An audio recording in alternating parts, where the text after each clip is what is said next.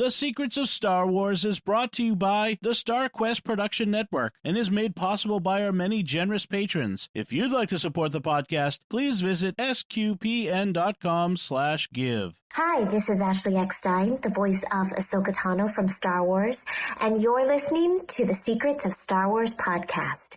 May the Force be with you. You're listening to the Secrets of Star Wars, episode 64. Hello there. It's a power that Jedi have that lets them control people and make things float. Impressive. Every word in that sentence was wrong. Help me, Obi-Wan Kenobi. You're my only hope. This station is now the ultimate power in the universe. I find your lack of faith disturbing. It's against my programming to impersonate a deity. That's not how the Force works.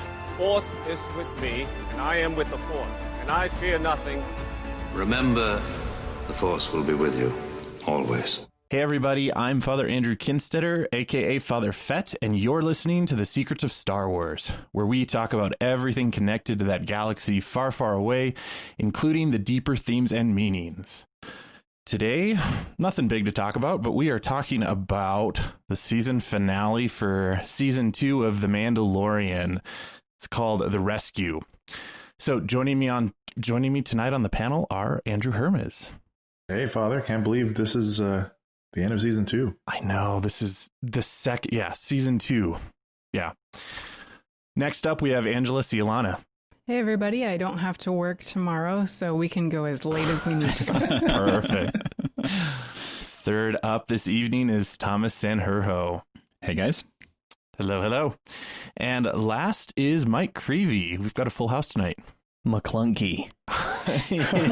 Yes, I knew you were. I was so happy to hear that in this episode too. Yeah, it was here. We'll get to it later, I'm sure. Oh, yes.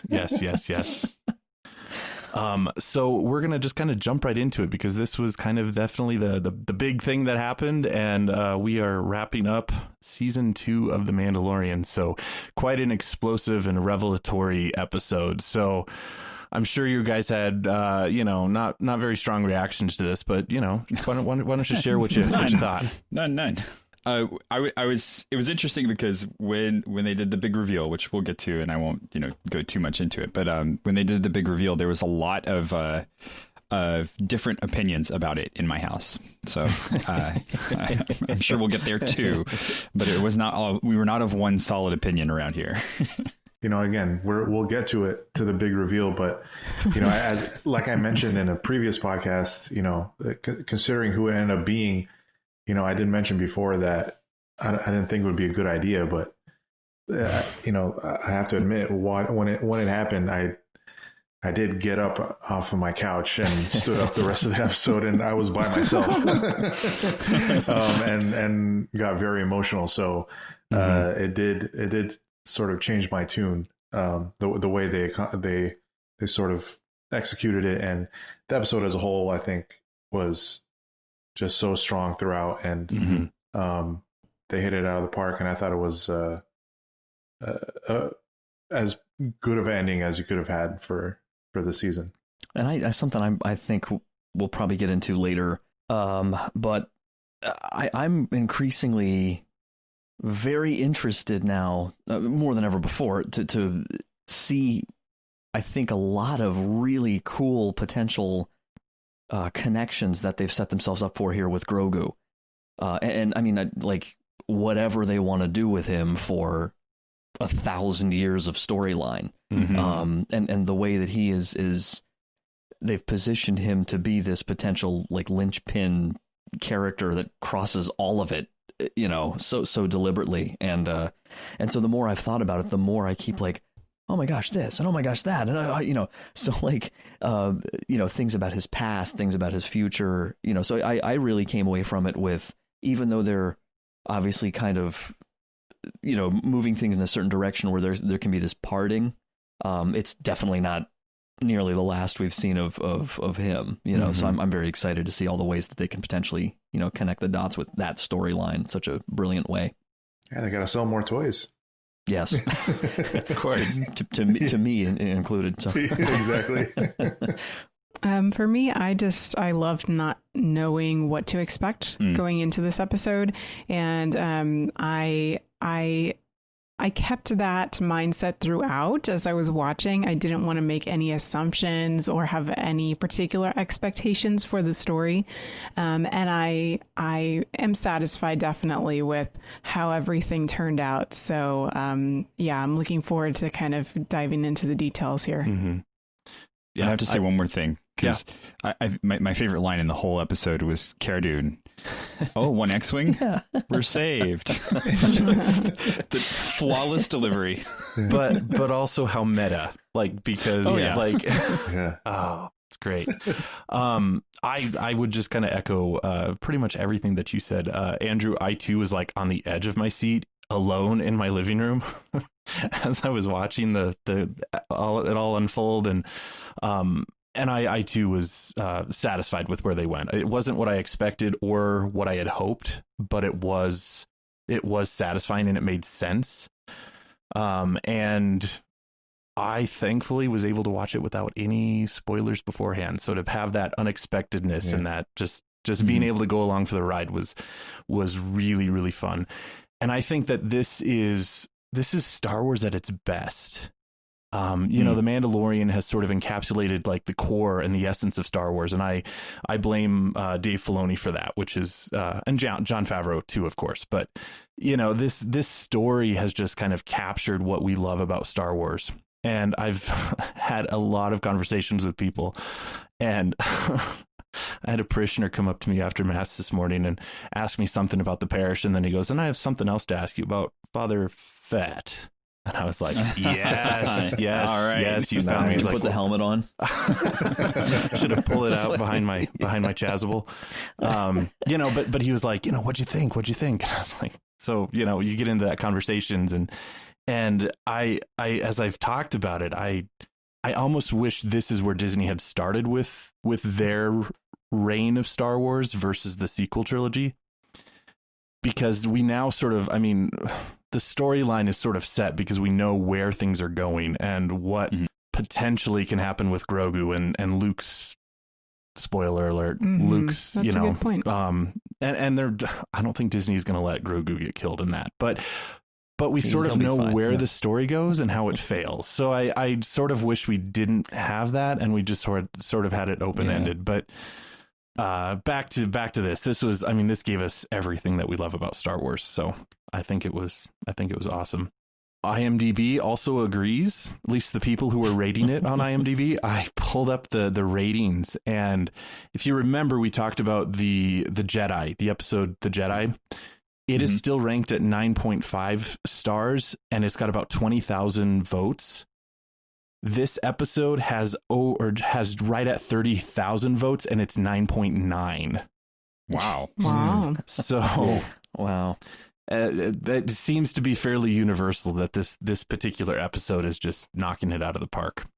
So with that, let's jump into it, because there's a heck of a lot to discuss. The episode itself was written, of course, by Jon Favreau and directed by Peyton Reed, who also directed Chapter 10, right? The Passenger, with the wonderful ice spiders that with the spiders, thankfully did not show up again. Man. So we kind of pick up right where we left off. We know that Din has the coordinates of Moff Gideon's cruiser, and so they starts off with Slave One attacking an Imperial shuttle with Dr. Pershing aboard. How they found the shuttle is kind of left up to your imagination, but they find it and disable it and board the Imperial shuttle. And I will say that, just kind of on a sidebar, when Slave One like is going up through the cockpit viewfinder, it totally reminded me of, and I don't know if any of you have had this experience, but if anybody's gone through the VR experience of Vader Immortal on the Oculus Quest, you get boarded by a Imperial Star Destroyer right off the bat, and it's the same sort of, like, you look up and you see this huge Star Destroyer just kind of overcome you, and I kind of had flashbacks because that was a bit dramatic in the VR experience. So they board, and Din and Cara are there, and they are trying to get Dr. Pershing, and Dr. Pershing apparently has no real loyalty to anyone except for maybe his own work, because he is very happy to just relinquish any information on Grogu and anything that he can. And we have a sort of brutal mocking that happens between one of the pilots and Kara, which was a bit sad to kind of see that play out, and how. But it was great acting. Oh, totally. I thought this was a really compelling opening scene. Can I just say one real quick thing? Dr. Pershing's glasses really annoy me because I tried transitions lenses like once, and that's what it always felt like. You know, where I was always stuck in between. They're never right. Like they're never on the right side of things. Quite, so I feel. You ought to try them now. The technology is really advanced. I've got them. Yeah, that was a while ago. Yeah, so. Maybe it's kind of reflective of his personality as a whole, right? He's neither light nor dark. He's just kind of shady, gray. Yeah, I mean, and he seems like the quintessential kind of lab rat, where his work is kind of everything to him, and whoever uses it maybe is not it doesn't really bother him too much. And we learned about the tattoo that Kara has. Mm-hmm. What that means. Yeah, he calls it. The pilot calls it a tear, which is appropriate because it's right under her left eye, and it's the rebellion sign, but it's a tattoo on under her left eye, and yeah, it's a marker that she is from Alderaan. And, you know, with the terrible tragedy of the destruction of Alderaan. But that, of course, he plays right into that with Kara and mocking her for being from Alderaan, and I'm not sure what he was shooting for there, though. That's like what was his plan? I loved her response too, though, to that. You know, he's like, I was on the Death Star. She's like, which one? You know, yeah. We took out a couple of those. Yeah. Well, and he didn't survive that encounter. Car's a good shot. So they do capture the shuttle, and they capture Dr. Pershing, and they then land on this kind of industrial planet with 2 moons. I saw one suggestion out there that this could potentially be Lothal. It wasn't obvious in any sense, but Lothal has 2 moons, and it's kind of an industrial planet, and Bo-Katan might have connections to Lothal because of her connections to Sabine and the rebels. So don't know. That was not at all clear. But they land, and we see the gauntlet fighter that is definitely the same one that Bo-Katan uses. I went back and watched Heroes of Mandalore, so Rebels season 4 episodes 1 and 2, and the same ship is used within those episodes as well. So we know that he's there to go ask Bo-Katan for help, and we encounter them, of course, in the Cantina, which is where it's like the watering hole. Yeah, that's where you meet everyone. They're never in coffee shops. They're always in cantinas, you know, always in the bar. Yeah. So Bo-Katan and Casca Reeves are there, and my first question that I asked myself was, where is Axe? Yeah. Yeah. But on a mission, I guess. Yeah, maybe he's, I don't know, gathering intel further. I don't know. Anyways, he wasn't there, but Casca and Bo-Katan were there, and we have an encounter with so Din and Boba Fett and Bo-Katan and Casca Reeves are all there, and they're talking, and Din is trying to get Bo-Katan to help him in their mission, and initially Bo-Katan refuses. And then Boba Fett starts talking, and they start to scoff at Boba Fett, calling him not a true Mandalorian. And we got so many random insults in this episode. Did you guys notice that? There was absolutely nothing random about this scene, though, because this is really, really important. The reason that Boba Fett, not Jango Fett, but Boba Fett is not a Mandalorian is because he's a clone. Mm-hmm. And that is very important, because then it immediately attaches in Bo-Katan's mind to, I've heard your voice 1,000,000 times before. So if they recognize him as a Mandalorian, every single clone trooper is also a Mandalorian. Because I was wondering about that. Like, does that mean she doesn't think that Din is? But she clearly does, because she treated him like one. So that's a really good point. Yeah. Don't you mean your donor? This is a really, really important scene that clarifies why it is that Boba Fett is being left out of the Mandalorian umbrella. Huh. Well, and he didn't claim to be Mandalorian per se. Right. Jango definitely did, and Jango was the foundling, and Jango was not the clone. So she would count him. Right. You'd think. I think she would count Jango, but then she would not count, because then you get into this massive, like, okay, what are all these things? But it also might make a very interesting, argument for her going forward if she's having to rebuild Mandalore, and there's an intent on it being Mandalorian, and you have all of these clones who are unique individuals at this point. We've seen that they grow out of just this kind of like monotony of being driven by their training. What does that say for Mandalore going forward, and how could that be incorporated? So I don't know. I was really like, we had a large discussion about the scene, because once you tease out a little more of what they're saying, it's like, oh wait, this is really an interesting fight, not just they're duking it out in the cantina, but like, why does Bo-Katan not consider him a Mandalorian? Well, and I think that's helpful, because you're right. Without that context, it felt like just two roosters kind of like strutting around and claiming who's better than one another, rather than having a deeper actual meaning on what's the cause of the friction between the two of them. And then one rooster, assigns, pins her professional wrestler friend to just totally duke it out. That was totally awesome. Din should have brought Kara with him. Yeah, right. Din just kind of stands there like, I'm not involved in this. This is not nope. Yeah, but no, thank you for that, Thomas. That actually really clarifies this whole thing. I like how they didn't break it up until the flamethrowers. I know. Yeah. Okay, flamethrowers come out. Yeah, this one's too far now. Seriously. Now you're wasting fuel. Yeah.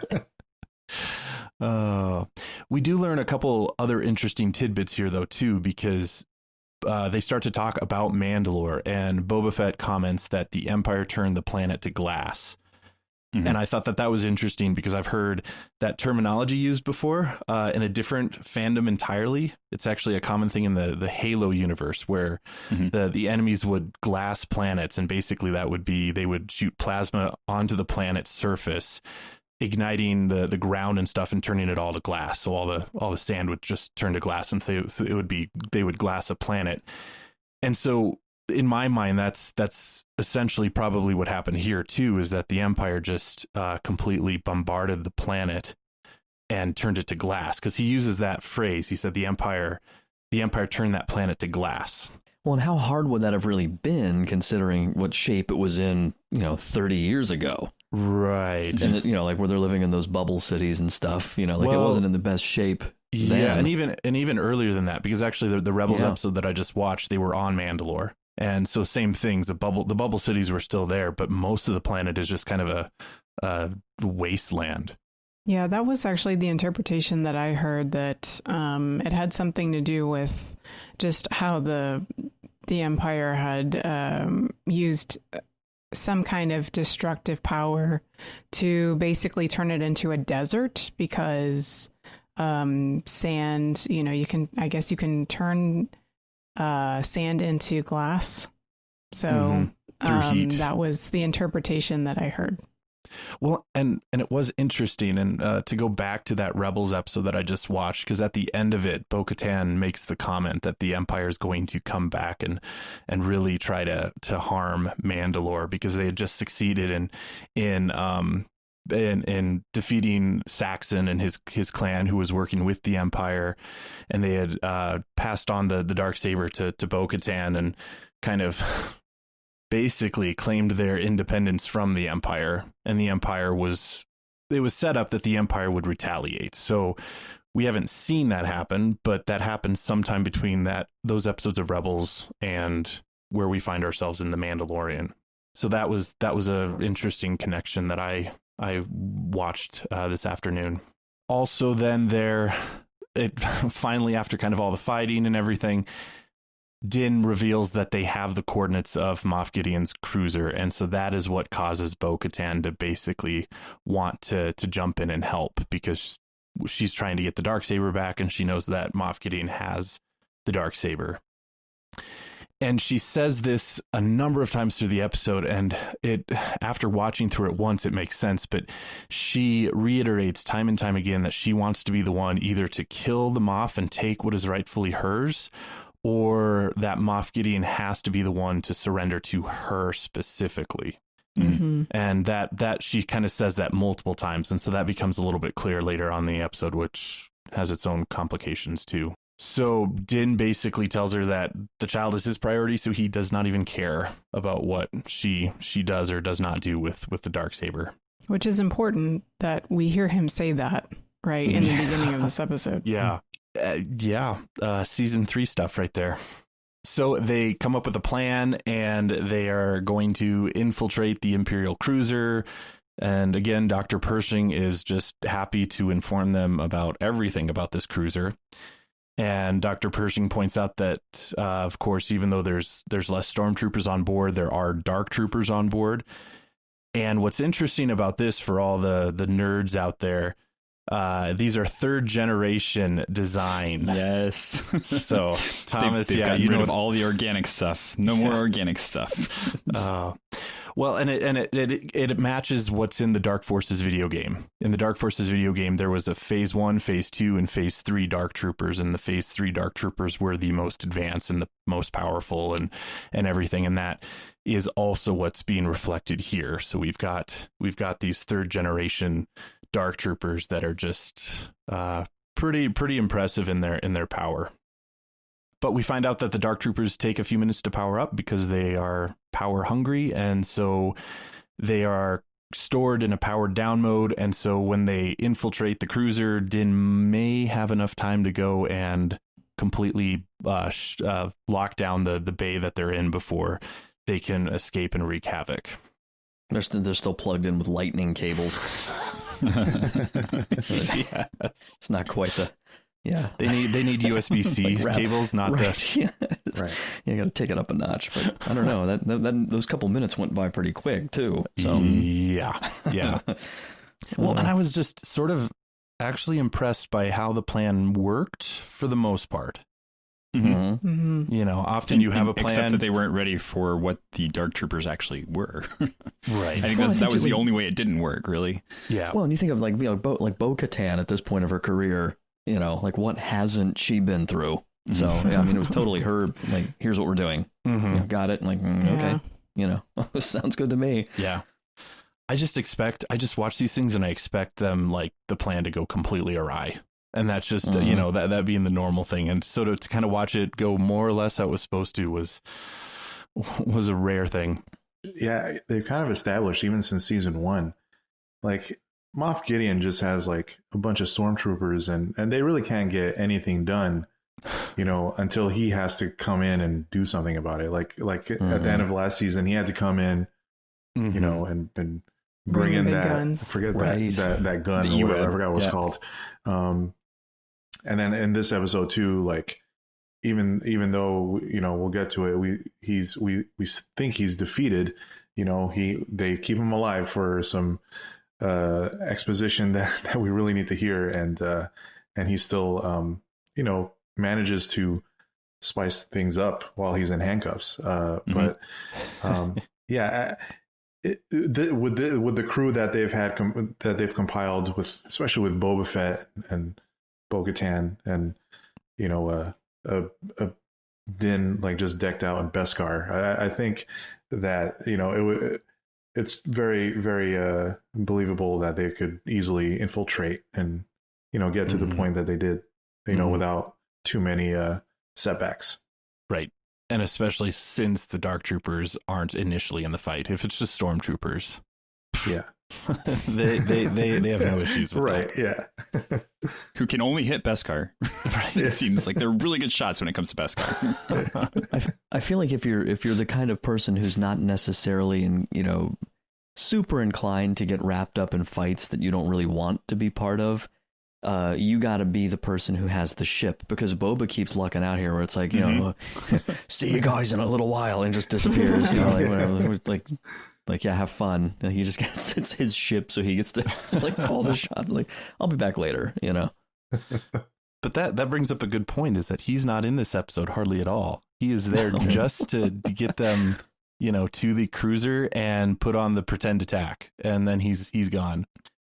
Which leaves Bo-Katan and Casca and Fennec and Din and Cara. Those 5.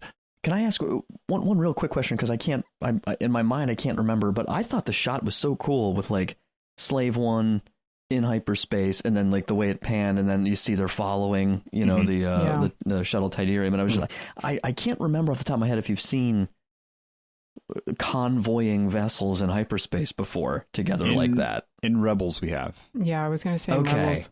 Okay, yeah. It was just neat, like the way they did that, you know, panning up to the one in the front, you know, like you didn't know was there. That was just kind of a cool shot. Yeah, there were some really nice shots. The direction was awesome, I think, in this episode. Because when we get to the fight, then you see those ties come out. Yeah. We see the way that they come out, sort of like almost first person view. That was so cool. Yeah. That was really cool to see. Kind of a Starship. I think the original Starship Troopers kind of feel with that.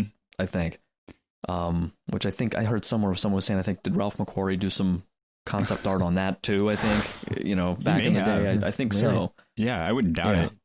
But that was kind of I love too that it's an establishing shot that they're using there too. It's not just to show off how cool it is to launch TIE fighters, but it's okay. This is going to be part of the plot later when they try and actually land this gigantic shuttle in between this tiny little, tiny little range for fighters.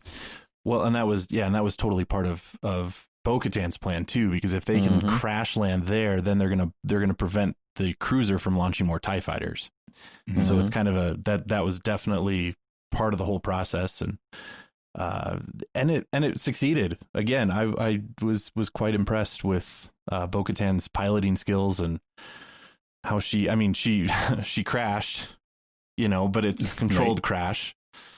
And you know, so that all happens. Of course, they exit hyperspace, and Slave One puts on a show, and they do crash the shuttle in the launch bay. And I mean, you have to assume that Moff Gideon was expecting to be infiltrated, right? I mean, Din broadcasted that he was coming for him. Yeah, there were those shots of his face where he's like, is this a legit thing that's happening right now? And I think maybe he just hesitated too much. Well, I think it shows how short they are on resources too. I think that's the other thing to keep in mind, that this is they are so short on resources that they don't question necessarily that this is not the same, that they don't know who this pilot is, but that it's definitely an Imperial vessel, and it's dropping out of hyperspace, being attacked and asking for help. So yeah, let's entertain it for a little while, and then everything just goes sideways. You don't have Gideon like very suspiciously, like Vader, like, do they have a code clearance? He's just standing there like, no, let him in. It's an old one, but it checks out. The other question that I had is where's Dr. Pershing in all of this? Right. Because I don't even back on Slave One still. Is he locked up on there? Carbonite? Bob was like, please let me do it. Yeah. I don't know. Because he was involved in I actually said that when I was watching. I was like, isn't Dr. Pershing still on the ship? What's going on? Maybe he's just sitting in there in handcuffs, and he just can't leave. Yeah, I don't know that he doesn't strike me as the one to put up too much of a convincing. He would maybe try to get away, but I don't. He's kind of squirrely. Right. So either way, he doesn't play a role in this episode at all beyond just the initial kind of, but I guess we did get a confirmation early in the episode that he is a clone, or he's a cloner scientist. So that was more explicit, which only confirms everything that we've talked about. So is he coming back next season? I feel like, yeah, because my thing is, like, remember the holocron, or not holocron, the hologram with him, chapter 12, the siege. Because my big, I wrote a bunch of questions down, and I'm sure we can get some of those too, but one of mine is, who's the volunteer? Right.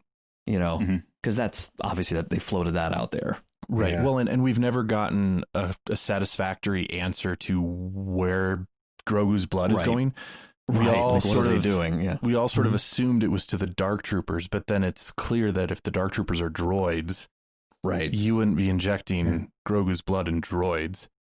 Right. So, well, and I think Angela called it too. Like and I went back and played it because it's very clearly that like that Snoke theme when they're at those tanks, and that's the direction we're headed, somehow out there. So I don't know. Yeah, right. and then plus later on, Gideon says that Grogu's blood has the potential to bring order to the galaxy or something like that. Mm-hmm. So that kind of tells you that they're cloning somebody who is going to be instrumental in bringing about quote unquote order. Right, like Gideon's not from at the Imperial top. perspective. Right. Yeah.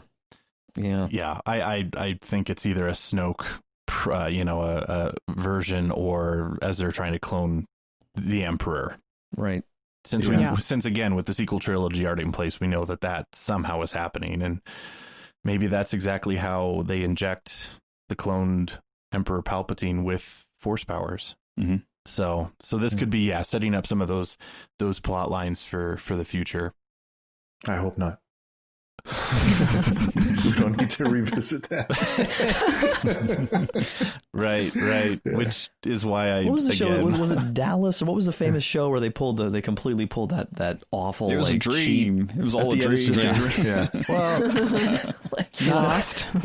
Not to. Yeah. Well, see, but I don't know. And this is at the end of this episode. Like there was a lot of talk about not being satisfied with kind of where things are going. We'll get there, but generally, I think the important thing to remember here is that I really trust Jon Favreau and David Filoni's ideas more than anybody. And I don't want a retcon. I don't think that's. I know they're not going to do that. I know that's not. They don't. That's not how they work. Mm-hmm. But what they They're do too respectful of the other filmmakers to do that. Exactly. Well, and they deepen what was already there to such an extent that you go back and watch it and you're like, oh, okay. Right. Okay, I can see that. I feel better about that now. Like listening to Filoni's talk about fatherhood and how it affected Anakin, man, it makes the prequel trilogies, well, as many problems as they have, actually like really deep movies that have a lot of meaning to them. Yeah. And just to point out that, the prequels make a whole lot more sense and feel more complete when you watch what Filoni did in the Clone Wars. Mm-hmm. Yes. Absolutely. And so this is a similar sort of thing, that the sequels will have a greater depth with the story that is set up here. Well, and even the fact that we now have officially canonically established that Grogu was there the whole time.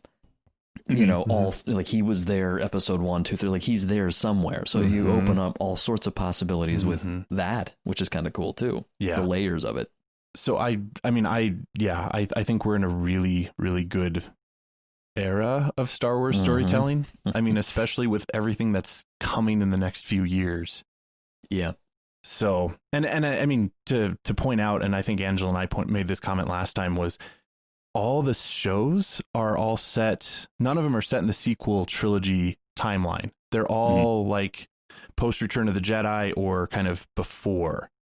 So I think we're getting that time period between Return of the Jedi and The Force Awakens finally starting to get fleshed out and that story told. And I think that's exactly what needs to happen. Back to the Imperial Cruiser, though. We have the awesome fight scenes that are coming up.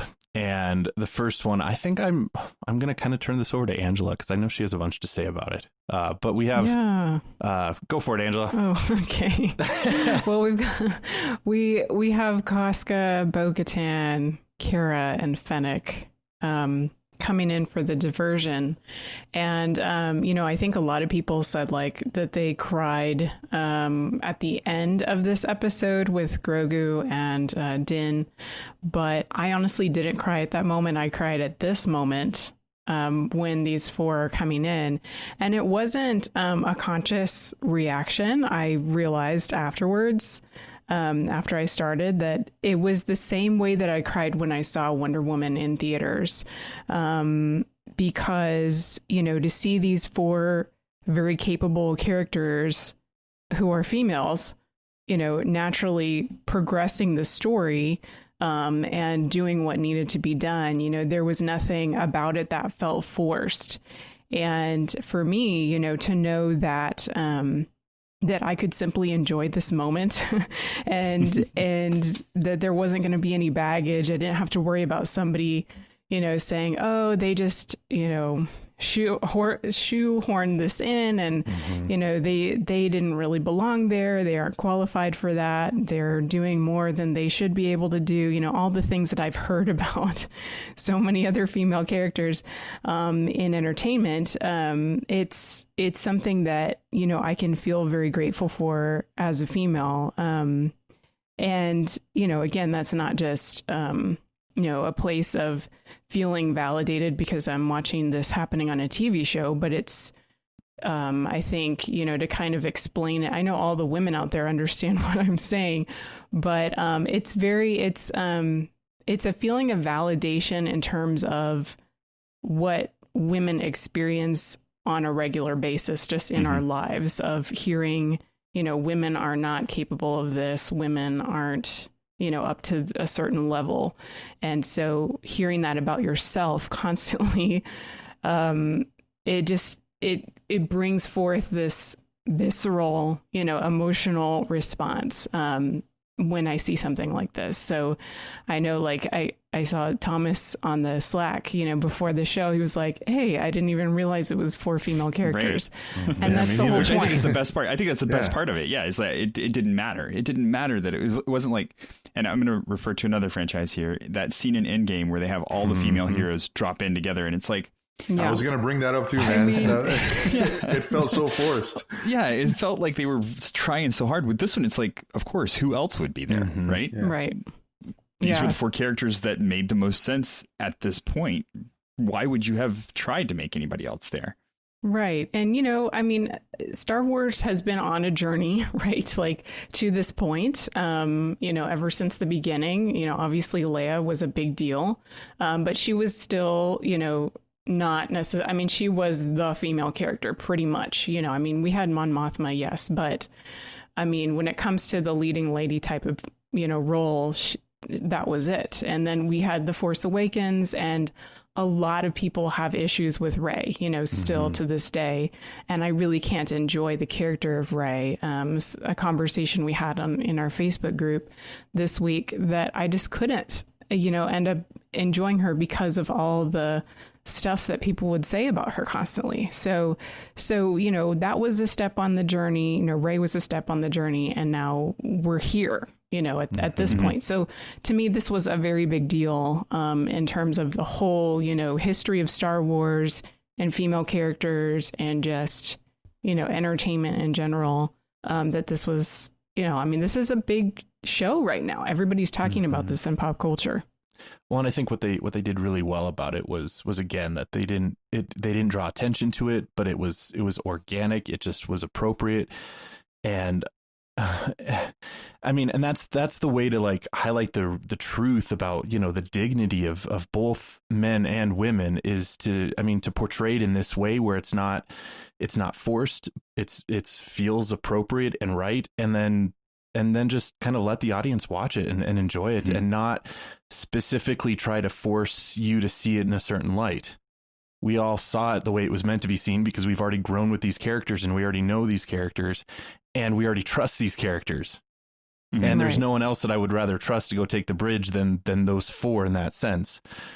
Fennec, I sort of suspect her. I mean, I trust her loyalty, but she's still kind of a wild card for me. But you know, that's a whole different. That has nothing to do with her being a female. That's just her as an assassin, right? You know, so yeah, I think that this was fantastic and just very well done. And I mean, they really succeed in their taking over the ship.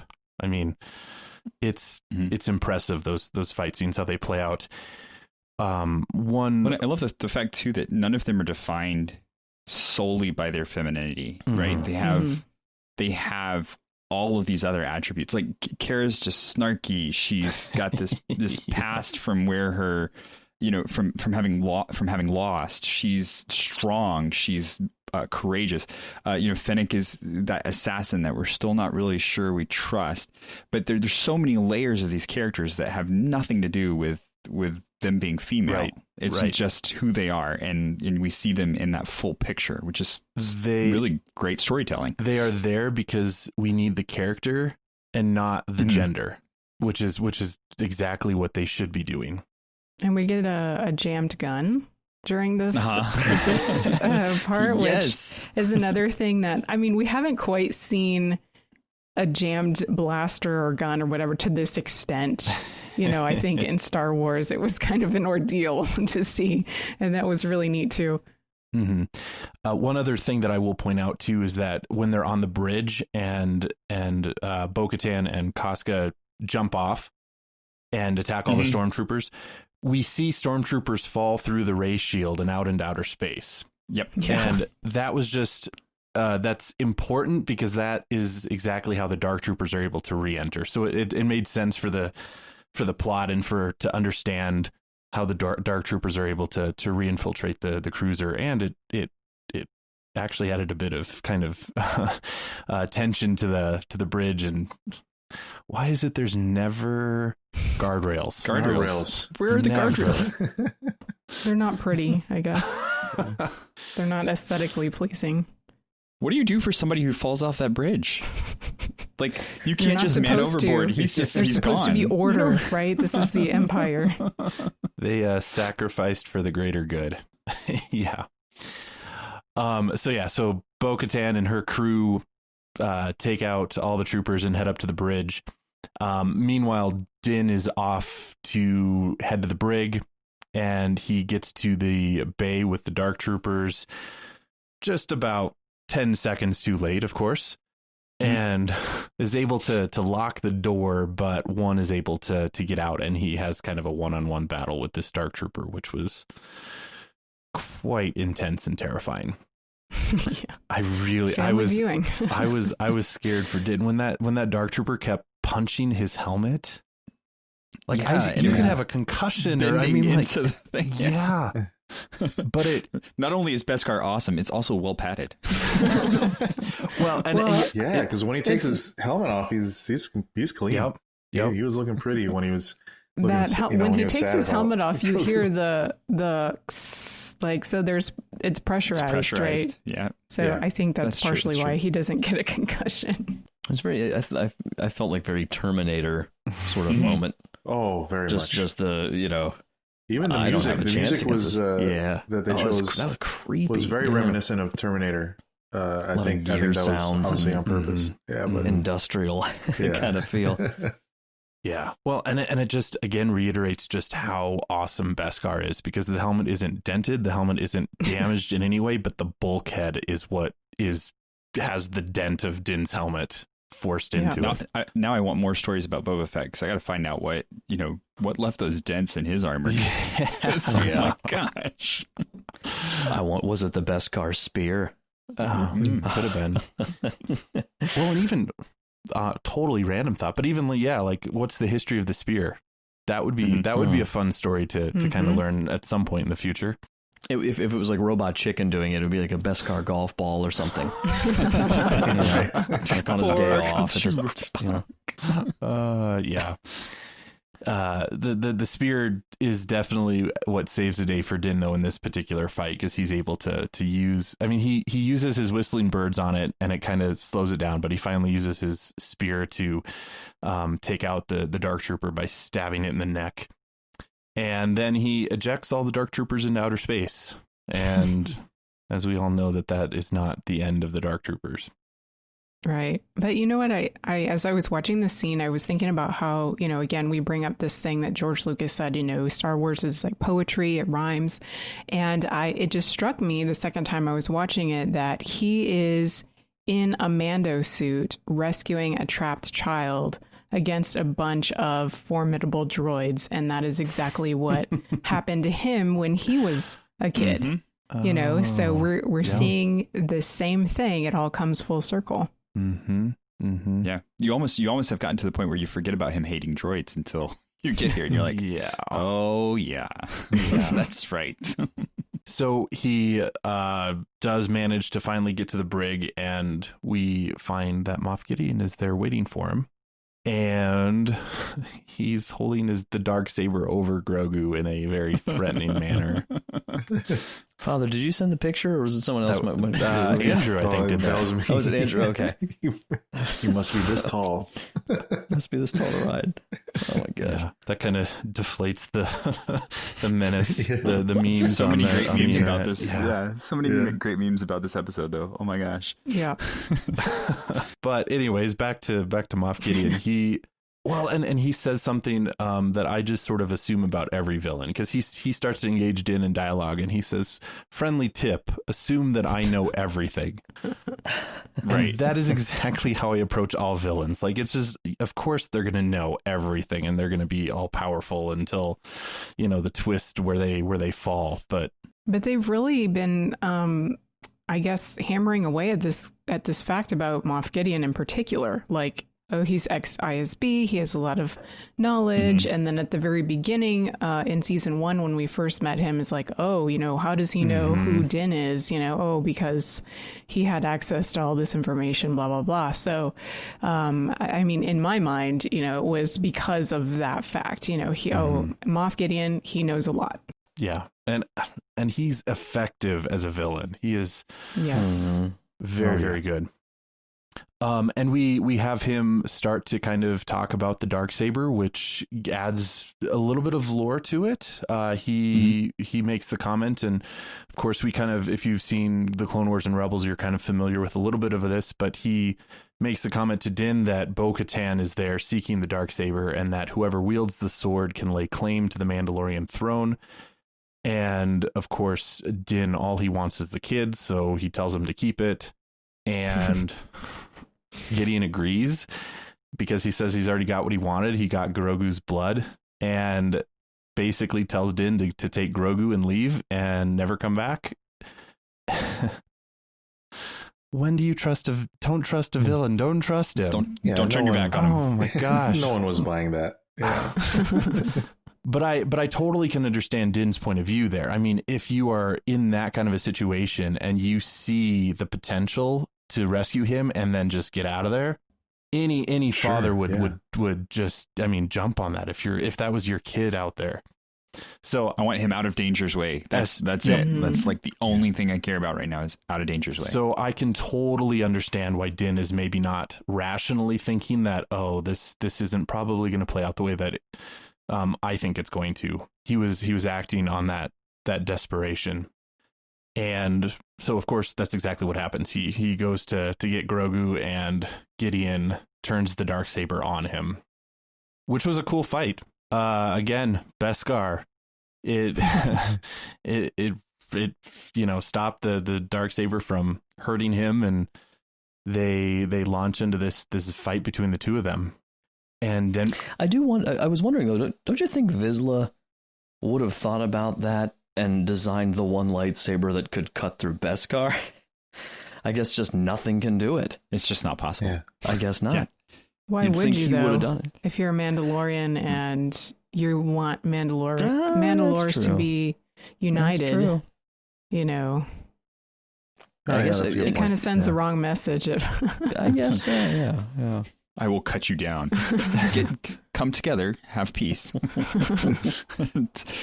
It's mom threatening you at that point, though. Yeah. It's like, I brought you into this world, and I can take you out of it. Yeah. So Gideon and Din fight, and Din uses his spear, and Gideon uses the Darksaber, and Din manages to defeat him and knock the Darksaber out of his hand and succeed in capturing Gideon, which is a very, very crucial point for moving forward. So they all head to the bridge, Din, Grogu, and Moff Gideon in captivity. And I love that Gideon says there, "Oh, you're going to leave me alive." Interesting. Like that. Yeah, he said it for us. He's like, yeah. You said it for us. Like, yeah. Oh, okay. Interesting. Yeah. Yeah. Well, and he is so full of manipulation and gloating, and he's who he reminded me of was Grima Wormtongue from the Lord of the Rings in the throne room because of, this is, the bridge is essentially the throne room of a ship, right? And you have this situation where exactly what you're saying, Father, like he's very manipulative and he's trying to sort of twist things, twist words, to kind of almost like troll people, to still have this sense that he has the power, that he still is in control. And he's not sort of, here he is in cuffs and he has like a bloody lip or something too, right? Because somebody's knocked him down to the ground, but he's still trying to act like, no, I know what's going on here and you don't.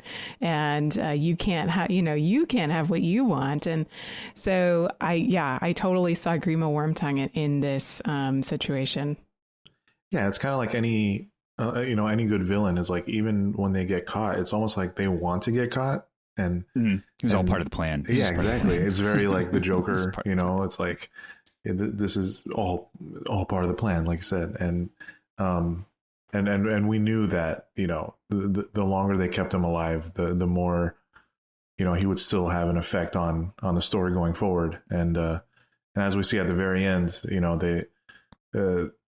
And like he's said in interviews, like, it looks like it's true that you're not going to find out more about his character until like season 3, season 4. So it looks like he's going to be a part of the story for the long haul, and which I'm happy about. I think we all are.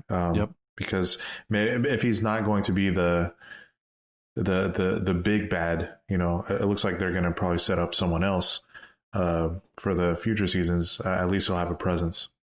Yeah, well, and to connect it to even to then Catholicism, he is the Satan character. Because he's the villain, kind of in an obvious sense, but also the way that he's manipulating and trying to play them off each other. And even when it's sort of revealed that the Darksaber has to be won in battle, he is trying to play Bo-Katan to kill Din. And, so he's constantly just trying to get them to destroy each other and take their attention off of himself. And of course he's got that blaster hidden so he's already got a plan, and he's trying to get them to destroy each other. And that's demonic. Which is that's trying to separate and divide, and that's exactly what he's trying to do here by trying to play them off of each other. And so that's exactly where we get some of this exposition about the Darksaber, that it has to be won in combat, and this in order for it to be properly wielded as the ruler of Mandalore. And commentators have been pointing this out, and I kind of wanted to hear your guys' thoughts on it too. But this seems to be sort of contrary to what was shown in Rebels. And so that was why I went back and watched The Heroes of Mandalore, where Sabine has the Darksaber, and she had won it sort of by defeating Gar Saxon in the Rebels show, even though Maul had been the one in possession of the Darksaber prior to Sabine picking it up. But so Sabine had sort of won it essentially through defeating Gar Saxon, but at the end of the Heroes of Mandalore episodes, she just hands the Darksaber off to Bo-Katan, and Bo-Katan takes it and is able to use it to unite the clans and be the leader. She didn't win it from Sabine in battle. So I'm not entirely sure how to, and I'm hoping that I trust Filoni here. So, I'm sure that there's something here that'll be explained on how to reconcile that. But go ahead. I was just going to say, we still don't know how Moff Gideon got it from her. So maybe they'll revisit that, and maybe that's part of the story of how we got it back. Maybe he, like we've been saying, he's such a manipulative person. Maybe he caused tension, amongst the Mandalorians, whether Bo-Katan was rightfully, supposed to be in control of the Darksaber, and maybe that came into play with how he ended up getting it. But yeah, that is a good point to bring up, and because we've never heard this before. That's new information, and part of me was like, well, it's kind of like it's a close-knit group of people. Can't they just make up a story that she just keep a secret? Fine, I yield. I'm pretty, it's like, this is something that a secret that they'll keep because they seem to be, good friends now. And, but yeah, it'll be interesting to see how this all plays out in future seasons.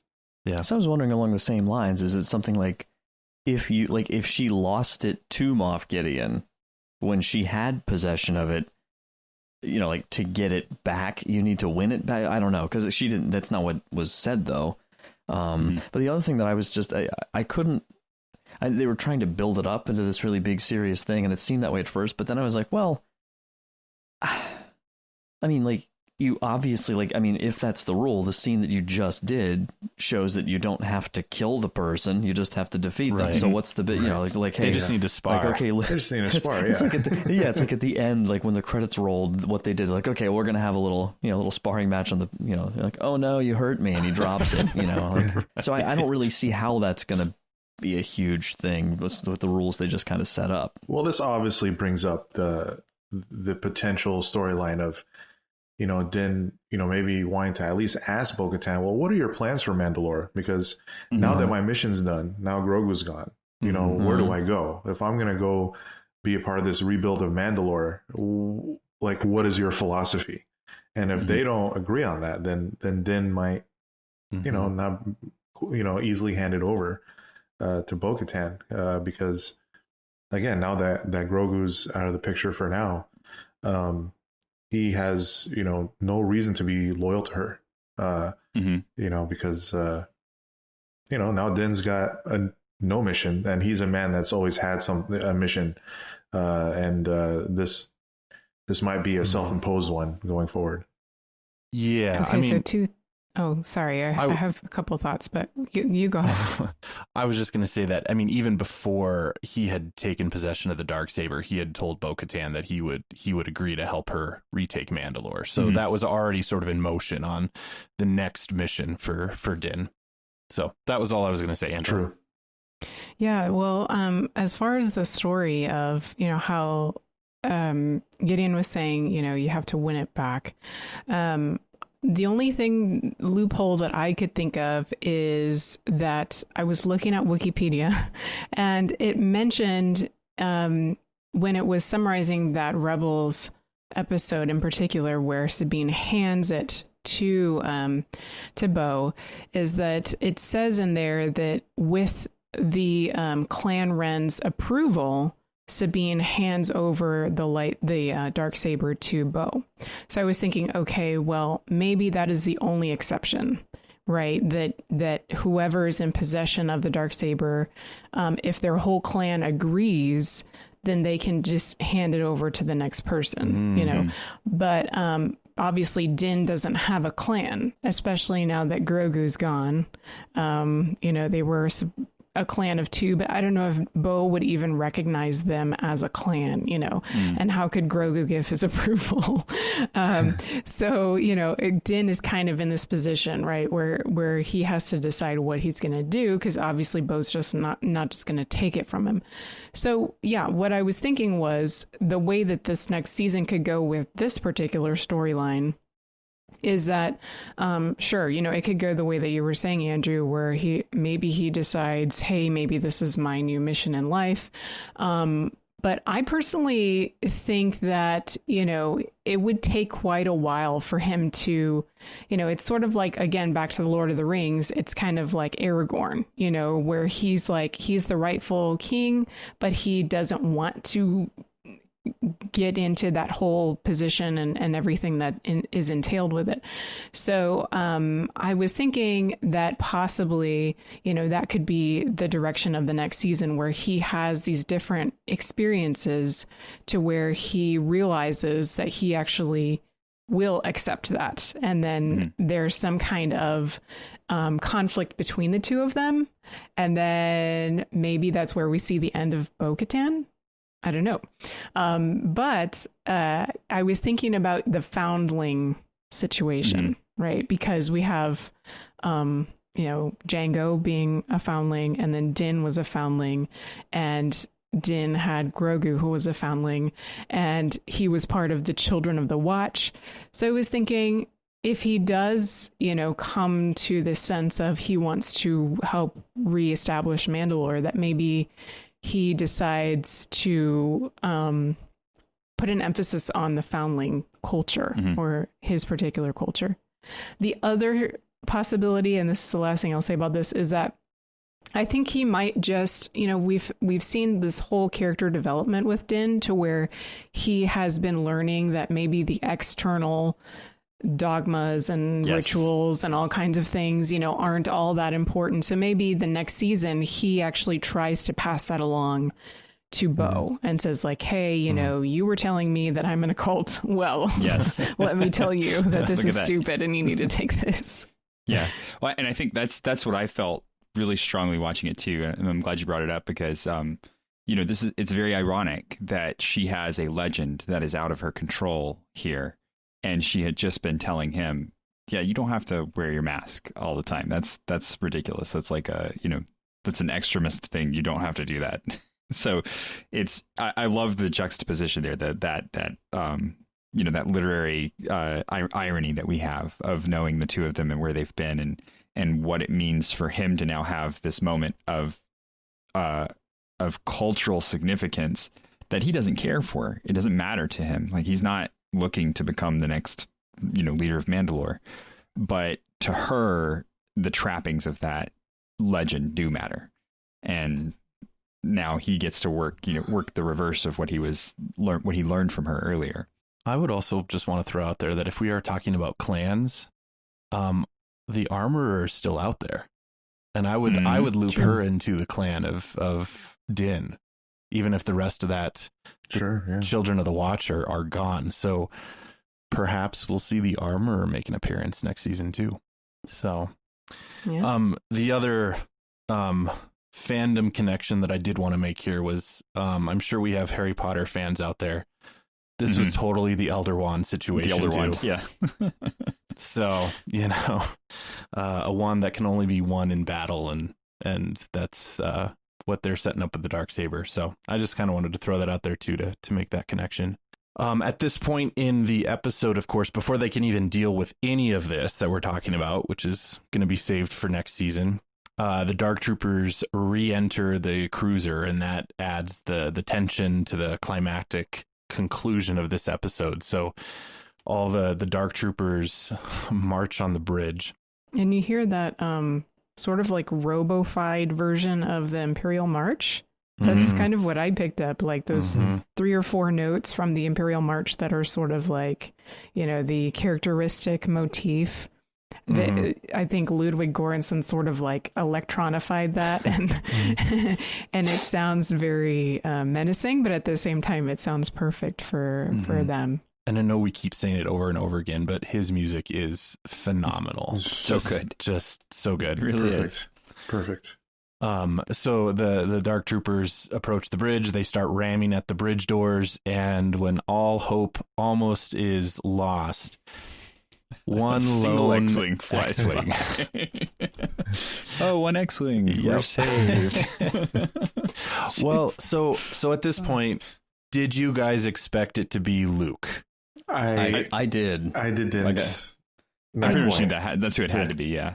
I guessed it was possible. Yeah. With the X-Wing, I was in denial. What sealed it was the glove and obviously the green saber. But I was like, even when I saw the X-Wing and I was like, oh, they're doing this. Like I'm moving forward. Yeah. I still never. I mean, just as it unfolded, I did not.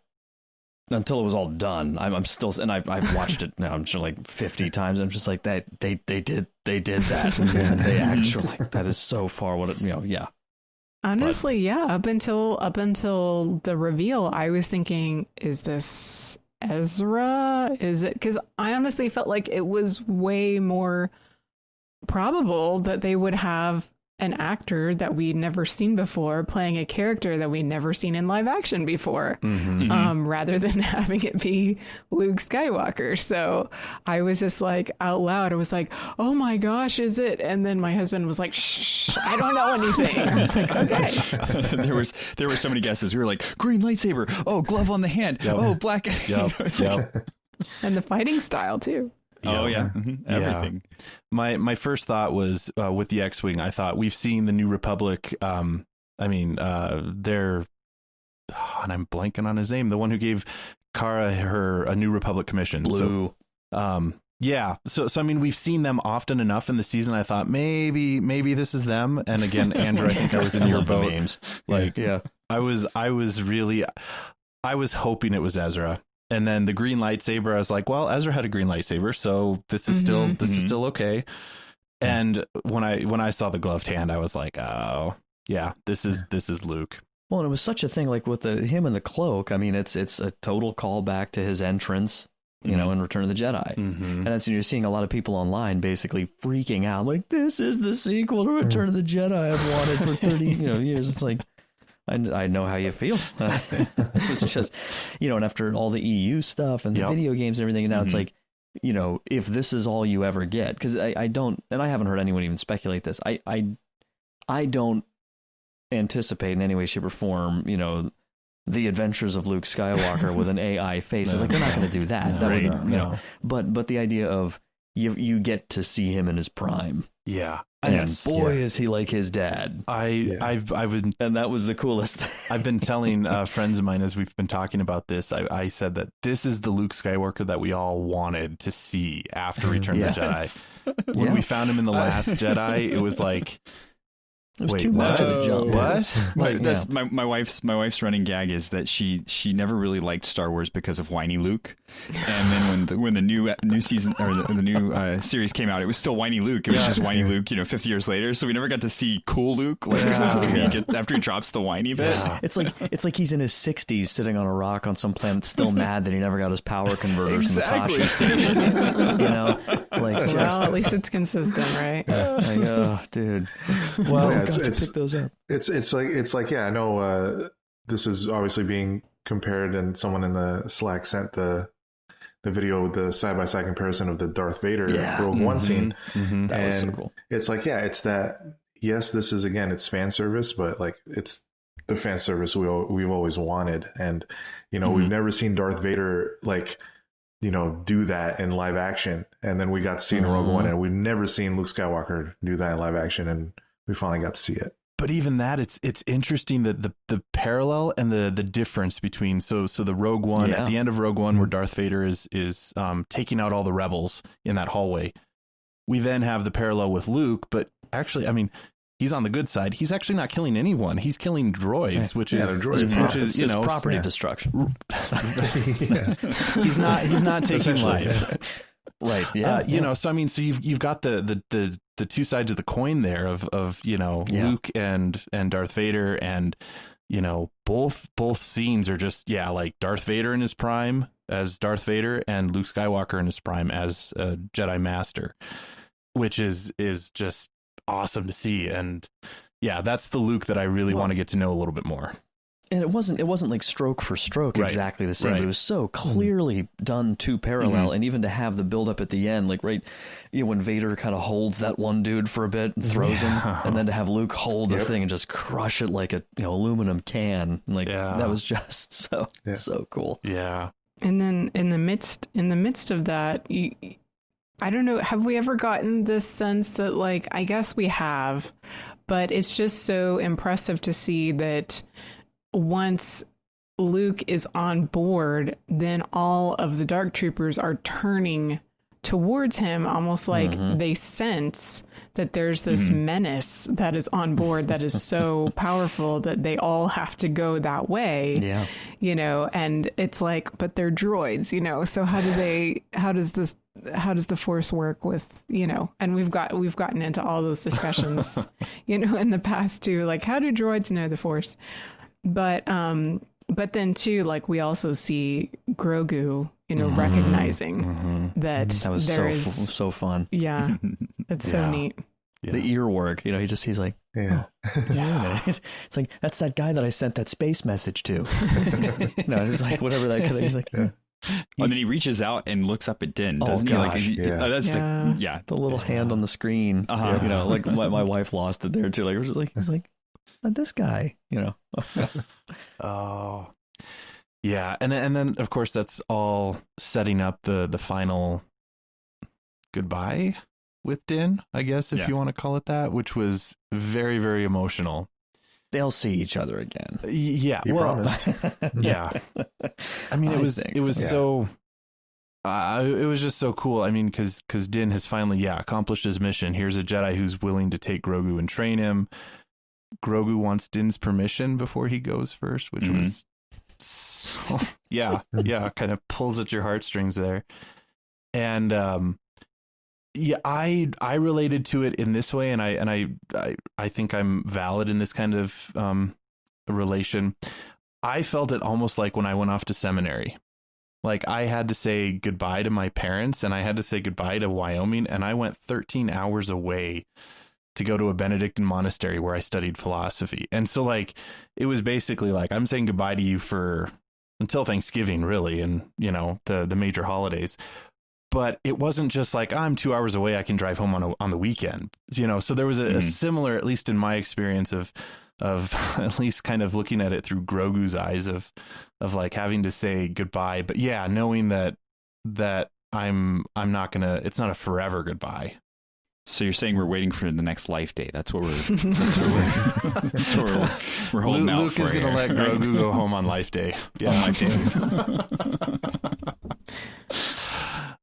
Did you guys think about Anakin when he was leaving his mother? Did you guys think about that when you were watching this? Because I did. So I had a big flood of feeling about this, and I will say I liked it, but I didn't at the same time. I really liked the reveal. I thought it was really cool. I thought it fits. Really, the only thing that fit the story and the timeline of where we are. Because I was kind of worried about the Ezra thing. I wasn't really jiving with Ezra, because Ezra needs his own tale and not to just kind of be splotched onto this one. As cool as it would be, so Luke was the right fit, but at the same time, going back to Filoni's whole father shtick, right? His whole thing about being whether or not there's a good father, and they had a good father figure and all this kind of stuff.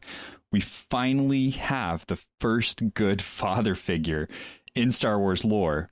And it's being split up by Luke, who we find out later is not a good father figure, So I was really torn about how to feel about Grogu going with Luke at the end of this episode. Yeah. And, for me, that was, part of my, like me not wanting it to be Luke, before. It was like, oh, well, we know ultimately what happens with Luke, and it hadn't been that long since we've seen Luke. It's not like, oh, this is a character we haven't seen in 30 years. Like, we just saw him, and we just saw him last year, and a good amount of him, and we saw his story, close. And I think that, like you said, what did it for me was it made sense. Like you mentioned, I'll agree with that, and also the whole scene, seeing Luke in his prime, like we talked about, was just something we needed as Star Wars fans. And I think ultimately, like I said, I changed my tune. I'm happy it was Luke, and I think they nailed it. But I think for it to truly pay off is how it all plays out. Like, obviously, we all agree that I don't think Grogu is going to be there when Ben, massacres the Jedi Academy. And to your point, I don't think Luke will ultimately be his father figure going forward. Right. Maybe for a time, but I think he'll, whether he goes back to Din, or maybe we find out more about his species, because that was something they were harping on in season 1, especially, is like, we don't really know much about this species, where and are there more of them, and where are they at? So we don't know. It can go a number of different ways. I think ultimately we'll look back at this season finale, whenever Mandalorian, finishes its run, or maybe it's a couple seasons from now, and be like, wow, that really was the best decision. Or maybe we'll look back and be like, well, we always talk about like we want Star Wars to expand their universe, and bringing it back to Luke kind of closes it back in, but like at the same time, I think that's why, like Father, I wanted it to be Ezra, it's like, I know it's characters we've seen, but like we've only seen in the animated series, we want to see these series like Ahsoka and Bo-Katan. We want to see them in live action, but yeah, it again, it made the most sense for it to be Luke, like you said, with where we are in the story, and like that scene was burned in our memories now of how Luke just going through those dark troopers, and we'll be playing that a million times over. But yeah, I think since the story's not over, we can revisit this and really have a final opinion on how it really went. Yeah, and maybe the way to look at it is not that Luke is supposed to be the father figure for Grogu, but that Luke is meant to be the teacher. And Din is the father figure and will remain to be the father figure for Grogu. Yeah, and like he said, he'll never be safe until he controls his abilities. Right. Which that's his function. And it's interesting because I just a couple quick things to add that I think and I heard some people talking about this, online and stuff too, but there's a practical side to it because they've definitely set themselves up for a pretty intense, operation here to potentially liberate Mandalore. You got to find out the deeper currents here of what's going on with all this experimentation. And it's a little tricky when every time you ever go anywhere, you have to find an excuse of where to put Grogu. Right. Like he has to go to school with cookies, or he has to go like... He's got babysitters all over the galaxy. Like with the frog people. Yeah, I mean, there's lots of people that want to have him, but, like, that's cute. But I think, you kind of run out of steam on that. So it's good.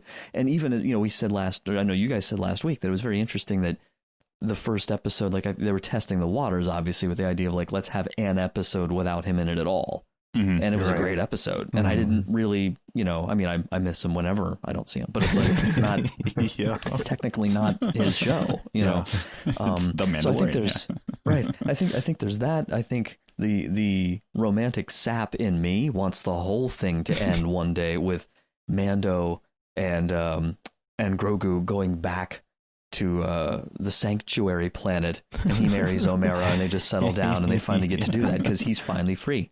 I like that.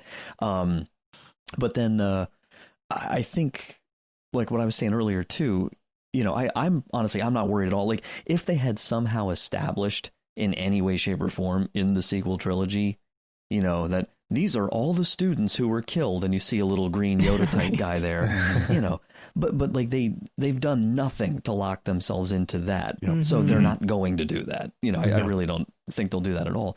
And then especially with the genius thing of not just having it be any alien species that happens to be a super long living one, but to specifically have it be the Yoda species, which is completely surrounded in mystery, that and with what they're doing with High Republic and what they could potentially do with, like the future, hundreds of years after Rey, however you want to do it. And now he's a mature Jedi, that maybe she encountered at some point. Because that's the thing is even, at the end of Rise of Skywalker, how old is Grogu's species compared? Was he 18?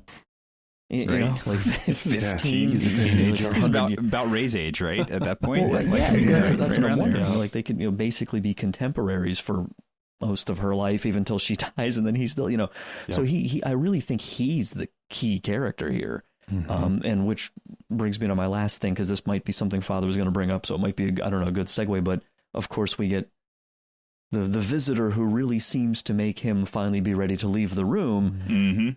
Because I don't want to read too much into it. I know a lot of people are talking about this. They've at least, I think, made it a very possible interpretation that they recognize each other. Right. Yeah. Which would be cool. But yeah, I mean, it is clear that Grogu is not quite willing to leave Din until R2d2 shows up. And and it is pretty obvious that R2d2 is excited, and Grogu has kind of the reaction as well. And I don't think it's just like, oh, he thinks he's cute like everyone else thinks he's cute. It seems like this guy, this one, you know. Yeah. So, and there is enough mystery about where precisely R2 was during the whole purge of the temple. You know, like, was the Bad Batch there? Like, all those kinds of things. Grogu could have been rescued, you know, before the purge in the temple too. Right, so or not there. Right. Yeah. The other thing that we need to talk about is the fact that Din removes his helmet.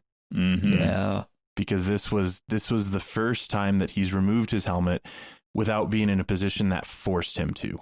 And in front of the largest number of people. Right. Yeah, well, and personally, and I mean, and he had no qualms about doing it. You know, the creed, you know, have you ever removed your helmet? Well, if the armor asked him that question again, he's kind of, you know, up a creek. But, you know, but I have the black saber. I have Dark Saber. Does this count? I don't know. Sorry.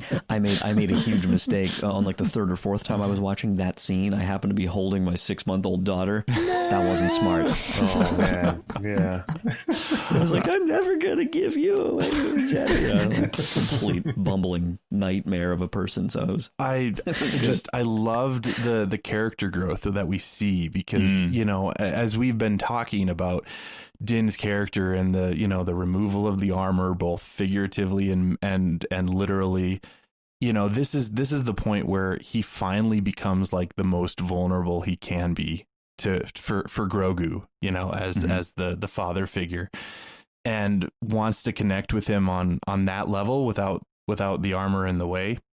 And so it's that he unveils himself to Grogu and lets himself be known in a way that he's not let anybody know him before, which I thought was really cool.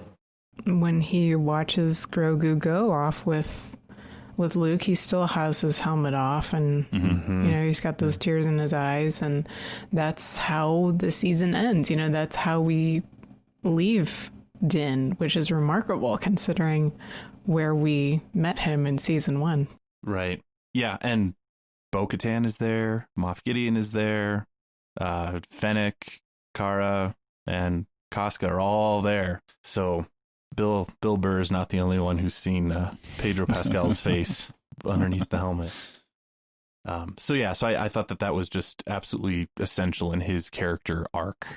And big up to Pedro Pascal. I mean, again, like the episode before, he can do so much with his face, and obviously the effect of like not seeing his face, you know, much throughout the series, you know, you really focus in on his face, like more than any other character. Obviously, it's like, oh my gosh, what, you know, every little twitch, every little, you know, it's really impressive. And I have to say, his face is so bothersome being as asymmetrical as it is after you've been watching him in the helmet. Right? Yeah. Because his face is just not, there's no symmetry to that man's face. It is crazy. Yeah, he's got some features, that stand out for sure. Yeah. And yeah, I think again that was a very wise casting choice. And it really shined these past 2 episodes. Well, then that's it for the episode. Credits roll and you know, that was it. But being a Disney property now, and now with Star Wars, just like Marvel, I am gonna have to watch the credits on everything. Yep. You should have been watching them this whole time because the concept art is great, man. Such good concept art. Yes. So of they course, didn't put any concept art in these credits, so I was about ready to skip. No, when they didn't put concept art, I was like, oh yeah, all right, here we go. Post-credit scene of Boba Fett and Fennec going back to Jabba's palace, and it kind of echoed the scene when Leia heads into the Jabba's palace in Return of the Jedi, but you know, Fennec walks in and shoots out everybody except for the slave, frees the slave, and then Boba and Bib Fortuna have a talk, and Bib has been very well fed. That's your living up to the mantle. I was gonna say he's got some big shoes to fill, right? And it's Matt Wood. Yeah, which was Pretty cool. Because I think I heard, didn't he play him in episode 1 when he smacks Jabba to wake him up? So there's some continuity. But So head of Skywalker sound for a while now, Matthew Wood. And I could recognize his voice. When I paid attention to the credits the second time, I was like, oh yeah, that is Matt Wood, because when I was looking at his face.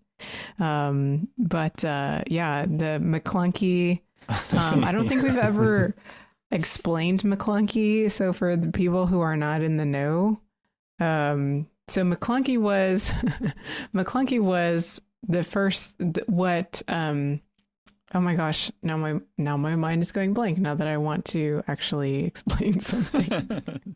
It's Greedo says it. Yes, thank you. Greedo says it before he gets shot, right? And so it's great that, you see Bib Fortuna and then you hear him say McClunky. He's like, well, he's a goner.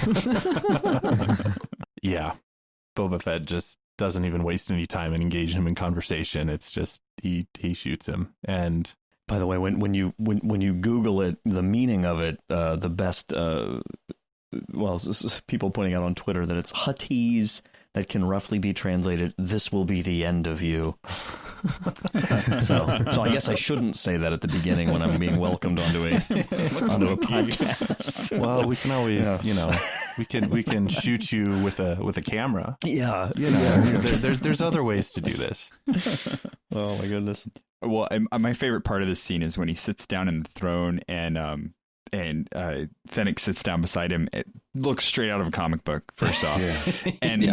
Shoots straight back to the Conan the Barbarian series, where he's sitting on the throne, just running his kingdom. And we didn't know that whole time in Return of the Jedi that right behind that throne is some spotchka, because it's everywhere. Yes. Yeah.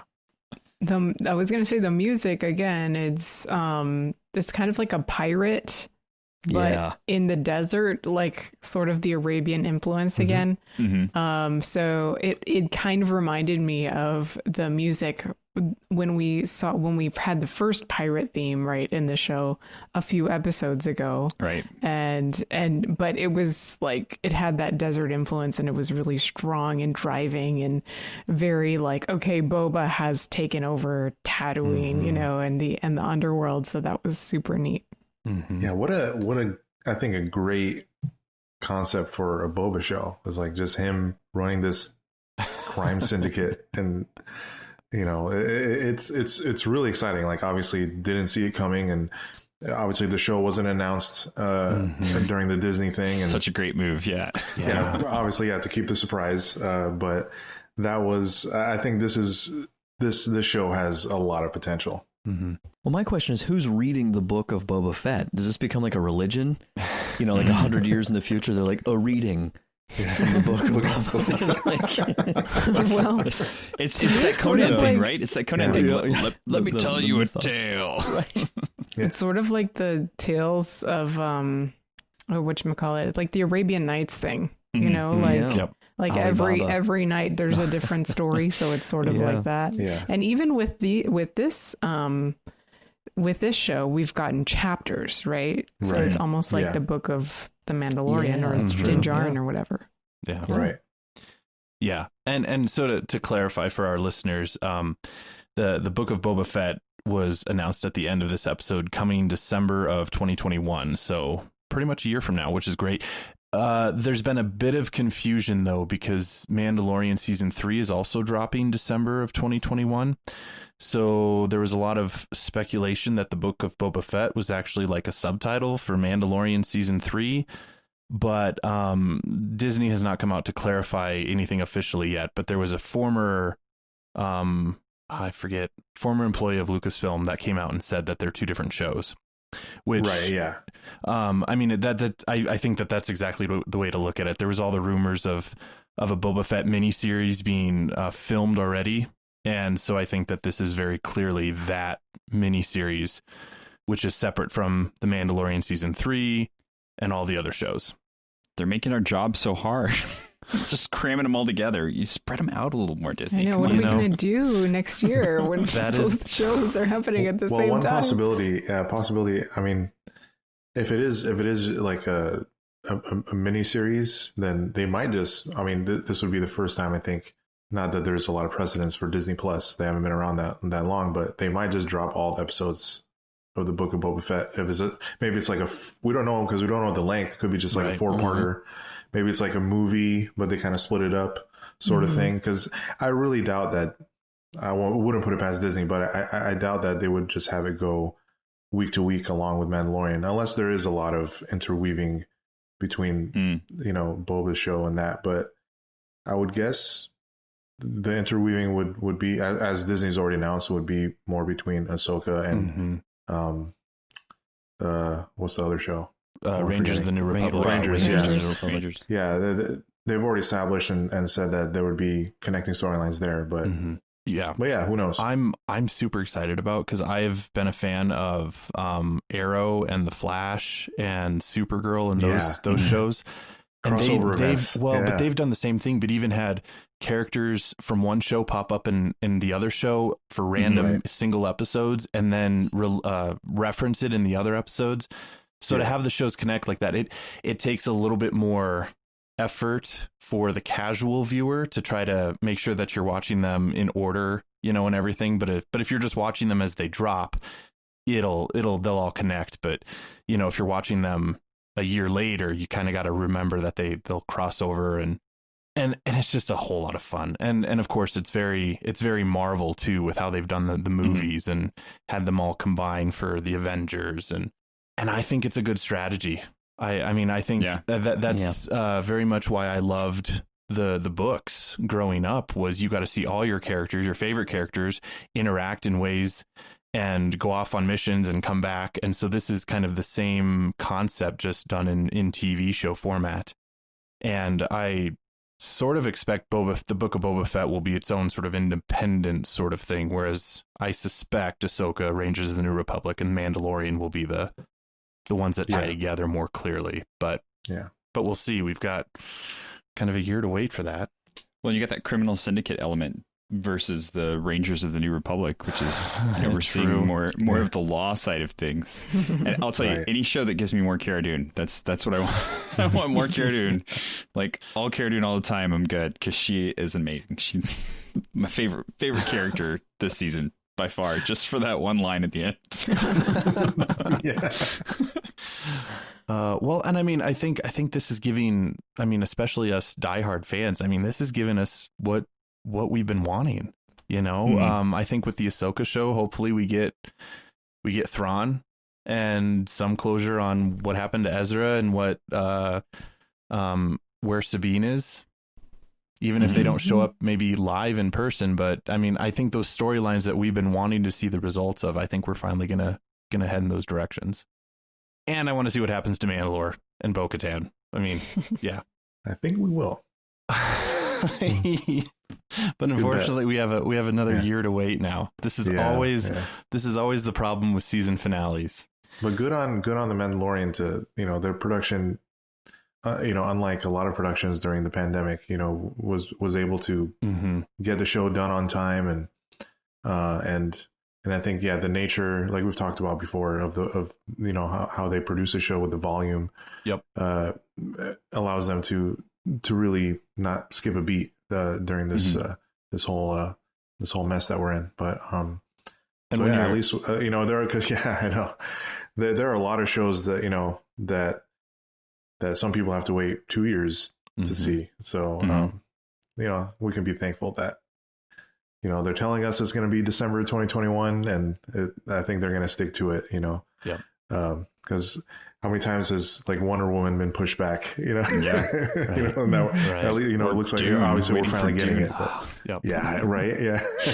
So good on Disney. One other thing that we didn't get to that I wanted to was I felt, and I think you guys agree, that the Luke's face looked a heck of a lot better than the technology used in Rogue One. So I know Thomas has some insight to share there on how they did that. So. Yeah, so this is it's using deep fakes. I don't like to call them deep fakes. I like to call them AI assembled faces, because basically what it is they take a machine learning algorithm and they grab pictures of someone in this case at a certain age, and they can map that to a live actor's face. So they take the live actor the same way they would map computer generated face to the live actor's face, like they did in Rogue One with Tarkin, and with Leia as well. They can map the images of that other person's face using machine learning, and the machine learning can kind of manipulate the face to fit the right angle of where the person's face is. So it just kind of maps the face on top. The old face just gets mapped onto this new actor, and it looks so much better than the CGI. CGI just isn't there. It's not to the point where it can cross that uncanny valley that makes us realize that it's not a person and get uncomfortable watching it. And if you want to see the real effect, there is a guy on YouTube. I can't remember the YouTube channel right now, but he's done a side-by-side comparison of running a deep fake on Tarkin from Rogue One and Leia from Rogue One, and done the two scenes side by side with his deep fake and the CGI version as it appeared in cinemas. And it's great. I mean, it really is. It shows you the power of this technology to kind of make it feel more natural, having that face in a place it's not supposed to be. Now, I'm going to be honest. I don't advocate using it very often because it will get old very fast. But in a situation like this, where there's a particular moment in time that you want to kind of recreate and bring back, it definitely comes out better than that just CGI plant right on top of it. And if you look up the actor who played the body double, Max Lloyd Jones, he has a similar facial structure as Mark Hamill did back then. I just wanted to give a shout out to him too, because he played Blue Eyes in War for the Planet of the Apes. That was the oldest son of Caesar, the main ape in the movie. So obviously he has some experience with motion capture or what have you. So yeah, I think he did a great job for what he was called in to do, and shout out to him and all the best to him. Yeah, it must be really exciting to be the guy who is the body double for young Mark Hamill. Yeah, well, and I think that this is exactly why I don't suspect we'll see Luke very much at all in season 3. I think we might get a cameo, maybe, and unfortunately, I think that's going to be the same for Grogu, but we'll see. The other thing that I did want to point out was that was Mark Hamill's voice. So he got to do the voice of his younger self, which is really cool. So this is not Mark Hamill's dead and we're just recreating him, but he got to do the voice of his own character. And that's pretty cool. And the fact that this was kept a secret. This did not leak. Right. That was impressive. They're doing such a great job with that, aren't they? Good. Yeah. So this awesome. cast and crew is amazing. The things that have leaked, we kind of expected Ahsoka and everything. The huge reveal was still kept guarded, which was great. Anything else that we need to discuss for this epic finale? I don't think so. I think there were so many little things here and there that, you could talk about. I know there's a lot of videos and articles out there with all kinds of little Easter eggs and callbacks and different things. And I just think, ultimately what was cool about this episode was just seeing that poetry, again, with the cyclical element, even like Luke was trained by Yoda, and now Luke is training Grogu. Like there's so much of that, and so much character development that we saw. So yeah, I think I don't have anything else to add in particular, but this was definitely a rich episode for sure that we'll continue to talk about for a long time. Absolutely. Before we wrap up, just a reminder to our listeners that we are doing a raffle, and we are giving away an Art of the Mandalorian Season 1 book. And so this is all you have to do is email us at starwarsbook at sqpn.com.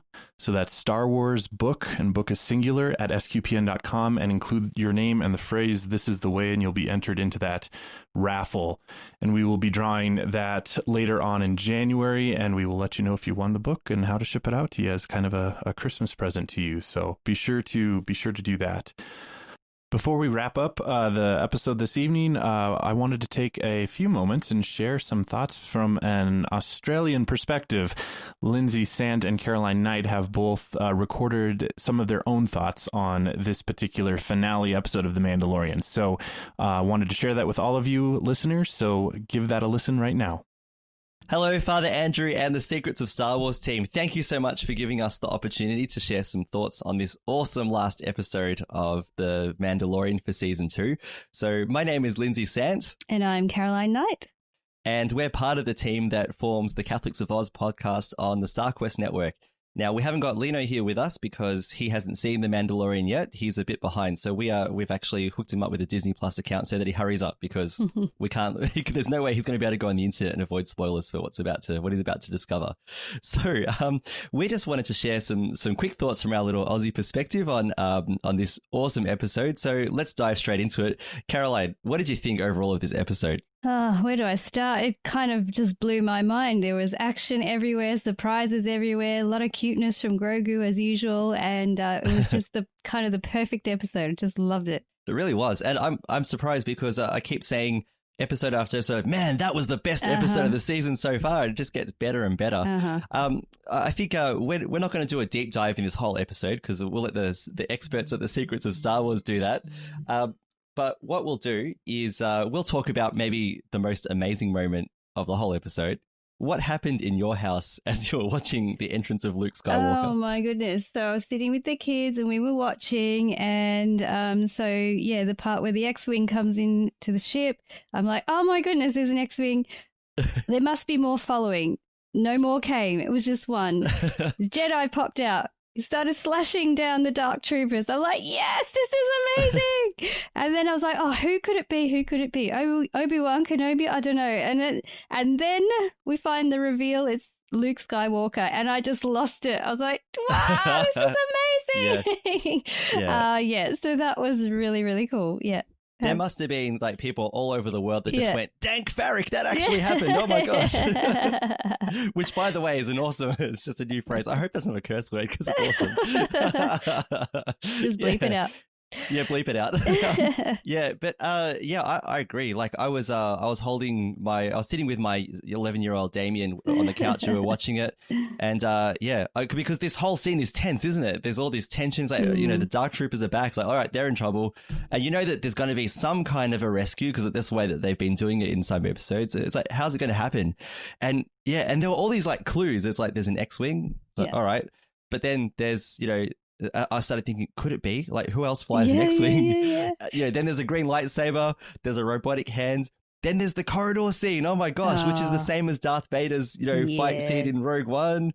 Oh my gosh. Like you said, when he reveals his face, it's Luke Skywalker. Like, oh my gosh. Yeah, there's like lots of screaming. Yes. The decibel count around the world must have been massive. Like heard from space. It would have been. Yeah. It was brilliant. Just a couple of quick observations and just chime in with any of these. So the Dark Troopers, now obviously a lot of Star Wars fans who played Star Wars Dark Forces, it was a game that was a lot like the original Doom. One thing that was revolutionary about Dark Forces is that you could actually look up and down. Oh, yes. With you scroll your mouse up and down. But it was great to see them from the game. And what I like is it's good to see the writers taking content from, what they call the Legends universe and carefully bringing it in. So we've had Dark Troopers and Grand Admiral Thrawn and some other things that they've been doing. So that's good to see. I just wanted to, on Luke Skywalker, just on religious references, and I don't know that they're inserting deliberate, in your face religious references, but when Luke Skywalker comes in, takes his hood off, and Din says to him, "Are you a Jedi?" And Luke says, "I am." And I was like, my Gospel of Mark, my hat, my Bible hat, just like my ears went, well, like Luke could have said, "Yes, I am," or "Yes, yeah. oh yeah, Yes. I'm a Jedi, Yes. sure, yeah." But Luke has been a bit of an archetype of a Messiah kind of character, and I just thought that connection was pretty cool. But then also when Din is handing over, or when he's putting Baby Yoda, no, sorry, I should say Grogu. I keep saying Baby Yoda, but when he's putting Grogu down and saying "go with him," he says, "Don't be afraid." Oh yeah, there's all those references there here and there. Yeah. I just wonder if it's just enmeshed in culture and writers just don't realize unconsciously that they're doing it. Could be. Yeah. But it's good for us. What about the appearance of R2D2? What did you think of that? Oh, that was so good. That was really, I mean, he's obviously going to be around with Luke, because they're travel buddies. And yeah, it was kind of cute how Grogu took to him as well. And just wondered, have they met before? Yes. Do they know each other from somewhere? But it was kind of cute because, he needed the confidence to go. And, R2D2, in any case, kind of made him feel comfortable and happy, like he had a playmate sort of thing. Yes. It seemed like that. So, that was a really cute scene. Yeah, I just wonder, like you said, I just wonder if there's some familiarity. If clearly R2 would have been rolling around the halls of the Jedi Temple, and we know that Grogu was in the Jedi Temple training as a youngling as well.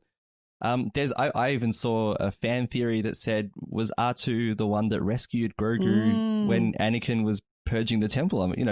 So maybe that's what the familiarity could be, or But either way, I mean, maybe there's something that they're going to unpack there, which would be kind of interesting. Yeah. What do you think overall? So we've had cameo appearances of Ahsoka Tano. We've had Boba Fett. We've had Luke Skywalker. So they're throwing tons of character. Yeah. Is it just fan service, or are they? What do you think? Or are they doing more? I think they are actually using the characters really well. They're not just tokens. Oh, let's just put them in the episode for the fun of it and maybe generate more audience or whatever. I think they're really tying them into the story really well and making great use of the characters. And it's also so. On the other side of it, yes, us as fans, we're so excited to see those characters come into the episode. But totally 100% love it. Yeah, because it is cool to have a bit of fan service. So Rogue One, for example, pulls in like some of these Rogue Squadron pilots. Yes. You see, they've pulled clips out from A New Hope or outtakes and used those. We have Wedge Antilles appearing for half a second in The Rise of Skywalker as a gunner. Things like that. But yeah, what I really like is that we see in some way how the lives of these characters have continued. Yeah. So there might be some fan service, but they're actually part of the plot. They're important. It's really good, because when you're watching, Boba Fett comes in and it just takes you back to the Star Wars films, and you think, oh, so there's more about him that we can learn. He's actually a real character. He's not just some bounty hunter that goes around, trying to, kill people and collect money. He's actually got a story. There's actually a full story behind him. Yeah, and it's so great to see a character that's decades old, and they've brought him back, developed it, and given it something. And it looks like they're going to give him a limited series of some kind as well. Something. So I mean, I was excited when they first showed his uniform or his suit, on the series. I was like, oh, this is good. It's going to go somewhere. So yeah. And again, not fan service. It's not just, oh, there's his suit. Wow, there was a lot more to it than that. Yeah, it was well written. Yeah. There was in the Legends universe, there's a book that I read a long time ago called Tales of Mos Eisley Cantina. And it was basically like short stories of Star Wars characters, including, I think Boba Fett was actually in there as well. And this was a series of 2 or 3 books of these different tales. The book of Boba Fett sounds a bit like that to me. Not that there's going to be short stories, but that same kind of tone. Like, it's not about the main characters. It's not about the Force. It's about bounty hunters and about the scum and villainy side of things. So I'm excited to see what they do there. Yeah. Oh, well, at least we can stay tuned. Yeah, exactly. Wait. Yeah. So my final hot take is this. I think the team behind The Mandalorian is so good that they could make a series about anything. I think they could even make a Jar Jar Binks series if they wanted to and make it good. I don't think they should do it. I just think they could do it That's and a big do call, it well. Lindsay. Yeah, I know. They're pretty, but I reckon that they could just make anything work if they put their heads to it. Probably. Yep. Yeah. That wasn't a request for a Jar Jar Binks series, please, by the way. Yeah. All right, so we'll pass it back to Father Andrew and the team for some real analysis now. But thank you very much for the opportunity. We just want to wish the team and all of your listeners a very Merry Christmas and may the Force be with you. And thank you, Lindsay and Caroline, for those great insights. You pointed out some things that even we didn't quite pick up on. So thank you for sharing, and look forward to talking to you more about it later. So to conclude the episode, there are a bit of feedback that we have gotten from listeners that I wanted to share really quick. So first of all, thanks everybody. Yeah, thanks for sending us emails. We like to hear what you guys are thinking and your insights as well. So the first email that we got was from Chris Potter, who is actually a friend of mine from out here in Wyoming. So he sent us an email and he said, greetings to the Secrets of Star Wars crew. I have a couple of things from the podcast for the episode, Angela, that you and I recorded last week. So chapter 15. He said the TK593 and TK111 numbers may have relevance. 593 is the shuttle number that transports people to Lothal in Star Wars Rebels, and TK111 is a stormtrooper that appears in The Last of the Droids. You discussed the comment about Mandalore not existing. The Empire realized that they could not control the Mandalorians, so they attempted to wipe them out. It has been referenced a few times throughout the series and is the source of the Beskar Ignots that they paid Din with in Season 1. It is also similar to what they did to the Lasat people. A lot of the universe seemed to think that the Mandalorians in Mandalore were wiped out. And keep in mind something that was mentioned earlier in one of your podcasts, that Mandalore was already not very hospitable planet after their fights with the Jedi. This is part of why their cities were enclosed. It would not have taken much for the Empire to have made that even worse. Even Din thought that it was not possible to return to Mandalore in the discussions he had with Bo-Katan. The remaining Mandalorians are hiding to some extent, other than the ones like Sabine's family that joined the Empire. I'm not sure Sabine's family joined the Empire. That was the Saxon family that joined the Empire. But regardless, that's kind of exactly what was sort of revealed also in this episode as well. From Jason via email, he said there was a callback to The Empire Strikes Back in The Mandalorian Chapter 10. I'm pretty sure that's the episode where they get chased by spiders. Baby Yoda had already been eating the Frog Lady's eggs before they pulled over, quote unquote, or before they got pulled over. After they crashed in the ice cave, Mando is giving them all sorts of little cans of rations. The cans look like sardine cans, and they have what looks like a chocolate or granola bar and a few other things. The child, as we knew him then, gives Mando a look like, what am I supposed to do with this? It reminded me immediately of Yoda going through Luke's things on Dagobah. How do you get so big eating food of this kind? And he finds the rations and says, yeah, how do you get so big eating food of this kind?